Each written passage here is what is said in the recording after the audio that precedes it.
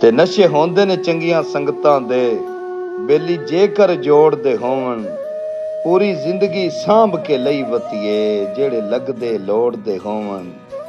ਔਰ ਬੇਲੀ ਮੋਹਸਣ ਸੱਟਣ ਦੀ ਸ਼ੈ ਨਹੀਂ ਹੁੰਦੇ, ਭਾਵੇਂ ਥੋੜੇ ਹੋਏ ਥੋੜਦੇ ਹੋਵਣ। ਹੰਡ ਵਹਿੰਦੇ ਨੇ ਨਾਲ ਹਯਾਤੀ ਦੇ, ਜਿਹੜੇ ਲੱਗਦੇ ਤੋੜਦੇ ਹੋਵਣ। ਤੇ ਜਿਹੜੀ ਗੱਲ ਦਾ ਹੌਲ ਮਰਿੰਦਾ ਹਾ, ਉਹ ਨਾਲ ਗਰੀਬ ਦੇ ਹੋ ਗਈ। ਚੱਲੀ ਨਫ਼ਰਤ ਦੀ ਤਲਵਾਰ ਅਚਾਨਕ, ਕਰ ਮਾਣ ਦੇ ਟੋਟੇ ਧੋ ਗਈ।